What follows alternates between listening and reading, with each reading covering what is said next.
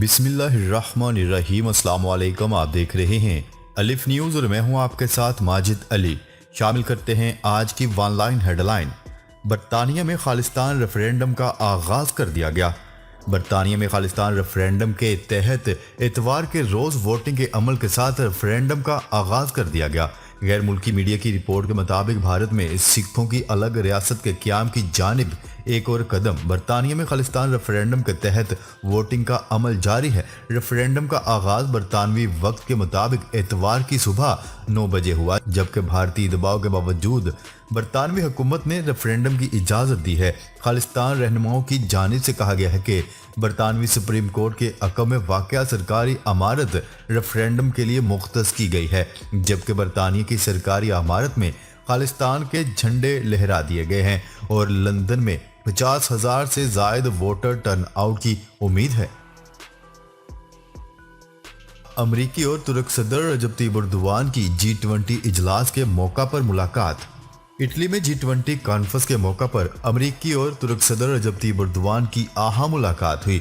तुर्क मीडिया की रिपोर्ट के मुताबिक तुर्क सदर रजब तैयब एर्दोगान की अमरीकी हममनसब जो बाइडेन से मुलाकात मस्बत माहौल में हुई। दोनों रहनुमाओं ने दो तरफा ताल्लुकात की बेहतरी के लिए एक मुश्तरका तरीकाकार अपनाने पर इत्तफाक किया। इसके अलावा अमेरिका स्ट्रेटजिक पार्टनरशिप और नेटो इत्तेहाद की अहमियत पर भी जोर दिया गया। याद रहे कि चंद रोज कबल ही दोनों नेटो इत्तेहादी मुल्कों में एक बड़ा सफारती बहरान पैदा होते होते रह गया था। ताहम इस मुलाकात में सदर रजब तैयब एर्दोगान और जो बाइडेन ने तुर्क अमेरिका तजारत बढ़ाने के तरीकों पर भी तबादला ख्याल किया। हुकूमत और कलअदम TLP के दरमियान मुआहिदे के निकात मंजर आम पर आ गए। हुकूमत TLP को कलअदम करार देने का फैसला वापस लेगी, साथ ही गिरफ्तार कारकुनान को रिहा कर दिया जाएगा, जबकि TLP आइंदा धरने नहीं देगी और सियासी धारे में शामिल होगी। न्यूज रिपोर्ट के मुताबिक उलमा के जरिए हुकूमत और कलअदम तहरीक लब्बैक के दरमियान होने वाले मुआहिदे के अहम निकात सामने आ गए, जिसके मुताबिक कलअदम तहरीक लब्बैक पाकिस्तान TLP को कलअदम करार देने का फैसला वापस लिया जाएगा।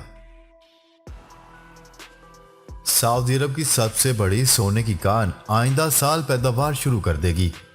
सऊदी अरब की सबसे बड़ी सोने की कान 2022 की पहली छमाही में पैदावार शुरू कर देगी, क्योंकि मुमलिकत अपने ज़खायर के इस्तेफादे को बढ़ा रही है।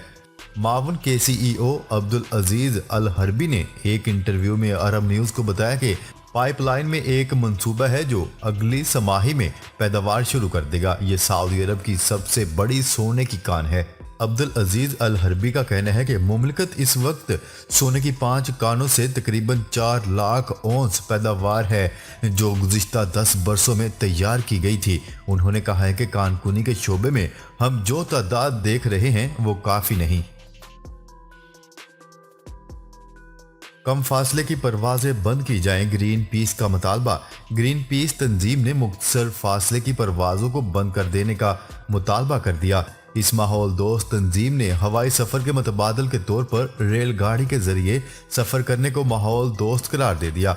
माहौल दोस्त ग्रुप ग्रीन पीस ने अपनी एक तहकीक की रोशनी में कहा है कि यूरोप में मुख्तसर फासले की परवाजों की भरमार है। ग्रीन पीस के मुताबिक ये मजमूई परवाजों का 1/3 बनता है। अगर इन परवाजों को बंद कर दिया जाए तो माहौल दोस्ती के तनाजुर में ये एक बड़ा अमली इकदाम और मस्बत कार्रवाई होगी।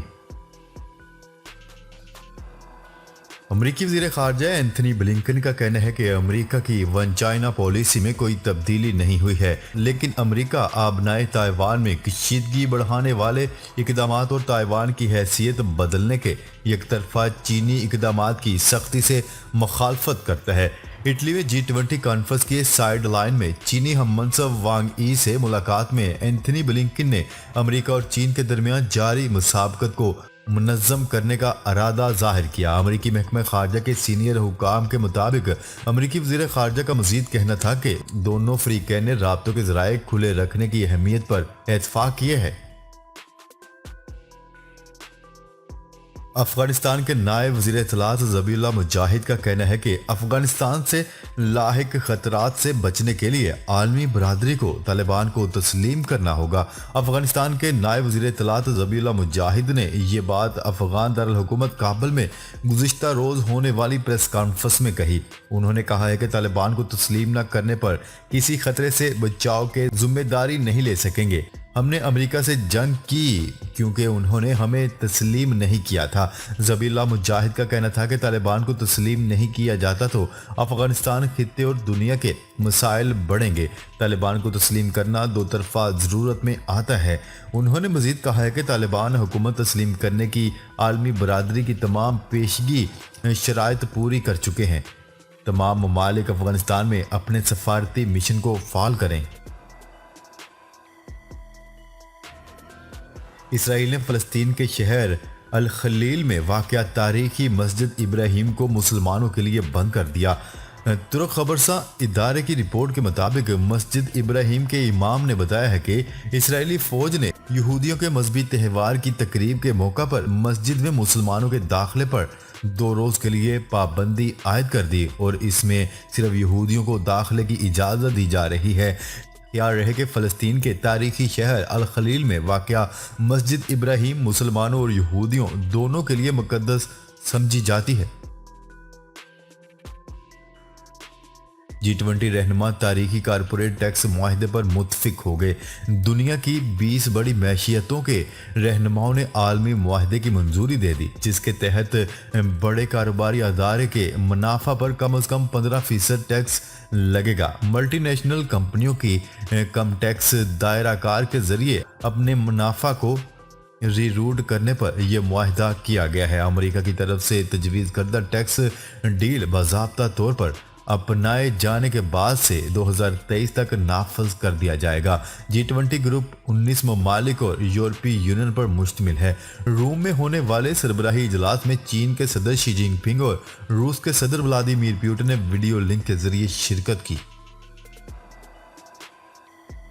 तालिबान के सुप्रीम रहनुमा मुल्ला हैबतुल्लाह ने पहली बार अवामी इज्तिमा में शिरकत की। अफगान तालिबान के सुप्रीम लीडर मुल्ला हैबतुल्लाह अखवंदज़ादा ने कंधार शहर में अपने हामियों से खिताब किया और वो साल 2016 में तंजीम की भाग दौड़ संभालने के बाद पहली मर्तबा अवाम में नजर आए।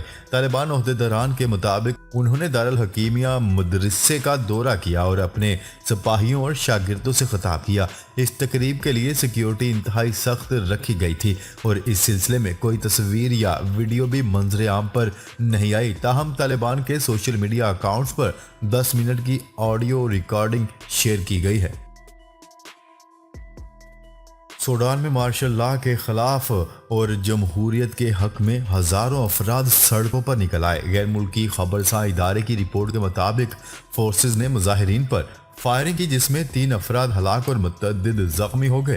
दूसरी जानिब सूडानी पुलिस ने बराह रास्त असले के इस्तेमाल की तरदीद की है और एक बयान में कहा है कि गोली लगने से एक पुलिस एहलकार जख्मी हुआ। जमहूरियत के हामी ग्रोहों ने मुल्क भर में एहतजाजी मुजाहरों की काल दे रखी है ताकि मौजूल अबूरी हुकूमत की बहाली और नज़रबंदी सीनियर सियासी शख्सियत की रिहाई का मुतालबा किया जा सके। अमेरिका और अक़वाम मुत्तहिदा ने फौजी क़यादत को मुजाहिरीन के साथ सख्त रवैया रखने पर खबरदार करते हुए कहा है कि मामलात को नरमी से निपटाने पर जोर दिया जाए। सऊदी अरब के साथ तज़वीराती शराकत दारी के ख्वाह हैं वज़ीर आज़म इमरान खान। वज़ीर आज़म ने कहा है कि पाकिस्तान और सऊदी अरब अपने गहरे रवाबत को सूदमंद तज़वीराती शराकत दारी में तब्दील करने के ख्वाह हैं। पाकिस्तान के वज़ीर आज़म इमरान खान ने सऊदी जरीदे को दिए गए एक इंटरव्यू में कहा है कि दोनों ममालिक बाहमी ताउन को मज़ीद वुसअत, तजारती ताल्लुकात और सरमायाकारी समेत मुख्तलिफ शोबों में ताउन को फ़रोग़ देना चाहते हैं। उनका मज़ीद कहना था कि पाकिस्तान और सऊदी अरब के दरमियान दरीना बरादराना ताल्लुकात हैं। दोनों ममालिक के ताल्लुकात वक्त की कसौटी पर हमेशा साबित कदम रहे हैं। हुकूमत और कालादम तंजीम के दरमियान मुआहिदा तय पा गया। हुकूमत पाकिस्तान और कलअदम तंजीम के माबैन इतमाद बाहमी के माहौल में तफसीली मुज़ाकरात के बाद इतफाक़ राय से मुआहिदा तय पा गया। आइंदा अशरे में इसके मस्बत नताइज सामने आ जाएंगे। हुकूमत की तरफ से मुज़ाकरात के लिए बनाई गई कमेटी में वज़ीर ख़ारजा शाह महमूद कुरैशी, स्पीकर कौमी असम्बली असद कैसर, मुफ्ती मुनीबुर रहमान और अली मोहम्मद खान शामिल थे। तहरीक लब्बैक पाकिस्तान की जानिब से मुफ्ती मोहम्मद उमैर, अल्लामा गुलाम अब्बास फैजी और हाफिज मोहम्मद हफीज मुज़ाकरात में शामिल हुए।